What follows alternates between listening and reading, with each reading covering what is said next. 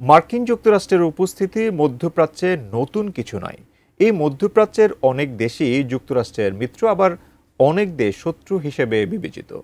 ইরানের পর বর্তমানে যুক্তরাষ্ট্রের সবচেয়ে বড় সংঘাত চলছে ইয়েমেনের হুথি বিদ্রোহীদের সাথে। আর এবার ইয়েমেনেই আরেক সন্ত্রাসী সংগঠন আল কায়দাকে লক্ষ্য করে হামলা চালিয়েছে যুক্তরাষ্ট্র। বিস্তারিত ইশতিয়াক হোসেনের প্রতিবেদনে। ইয়েমেনের দক্ষিণাঞ্চলে যুক্তরাষ্ট্রের চালানো একটি ড্রোন হামলায় আন্তর্জাতিক সন্ত্রাসী সংগঠন আল কায়দার ৫ সদস্য নিহত হয়েছে। নিহতদের মধ্যে সংগঠনটির একজন স্থানীয় শীর্ষ নেতাও থাকতে পারেন বলে ধারণা করছে নিরাপত্তা বাহিনী। ২৪ মে ইয়েমেনের ২টি পৃথক নিরাপত্তা সূত্র এই তথ্য নিশ্চিত করেছে বলে আরব নিউজের একটি প্রতিবেদন থেকে জানা যায়। প্রতিবেদনটি থেকে আরও জানা যায়, ইয়েমেনের আবিয়ান প্রদেশের এক নিরাপত্তা কর্মকর্তা জানিয়েছেন, স্থানীয় বাসিন্দারা তাদের নিশ্চিত করেছেন যে এটি ছিল যুক্তরাষ্ট্রের একটি বিমান হামলা, আর এতে আল কায়দার ৫ সদস্য মারা গেছেন। আবিয়ান প্রদেশটি মূলত ইয়েমেনের আন্তর্জাতিকভাবে স্বীকৃত সরকারের অস্থায়ী রাজধানী এডেনের সীমানা ঘেঁষা একটি এলাকা। এছাড়া আরেকটি নিরাপত্তা সূত্র জানিয়েছে, ২৩ মে সন্ধ্যায় খাবার আল মারাশকার উত্তরে পাহাড়ি এলাকায় যুক্তরাষ্ট্রের হামলাটি চালানো হয়। ওই অঞ্চলটি আল কায়দার ঘাঁটি হিসেবেই বেশ পরিচিত। ডিজাইন, এলিগেন্স, বিউটি, সেরা পণ্য সবার জন্য জেভিকো।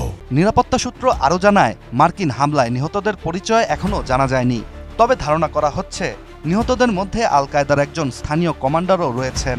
ইয়েমেনের এই অঞ্চলে ২০০৯ সালে সৌদি আরব ও ইয়েমেন শাখা একত্রিত হয়ে আল কায়দা ইন দ্য আরাবিয়ান পেনিনসুলা গঠিত হয়েছিল, আর ওয়াশিংটন দীর্ঘদিন ধরেই আল কায়দার এই শাখাকে সবচেয়ে বেশি বিপজ্জনক অংশ হিসেবে বিবেচনা করে আসছে। এদিকে ইয়েমেনে ২০১৫ সাল থেকে ইরান সমর্থিত হুতি বিদ্রোহীদের সঙ্গে সৌদি নেতৃত্বাধীন জোটের যুদ্ধ চলছে। এই গৃহযুদ্ধ এবং নিরাপত্তাহীনতার সুযোগ নিয়েই আল কায়দা ইয়েমেনের দক্ষিণ ও পূর্বাঞ্চলে নিজেদের ঘাঁটি মজবুত করে তোলে। অন্যদিকে মে মাসের শুরু থেকেই হুতি বিদ্রোহীদের সাথে যুক্তরাষ্ট্র একটি যুদ্ধবিরতিতে পৌঁছেছে, যার ফলে দেশটিতে কয়েক সপ্তাহ ধরে চলা মার্কিন সামরিক অভিযানে বিরতি আসে। ১ দশকেরও বেশি সময় ধরে চলা ইয়েমেনের গৃহযুদ্ধে এখন পর্যন্ত কয়েক লক্ষ মানুষ প্রাণ হারিয়েছেন। জাতিসংঘ একে বিশ্বের অন্যতম ভয়াবহ মানবিক সংকট হিসেবেও বর্ণনা করেছে।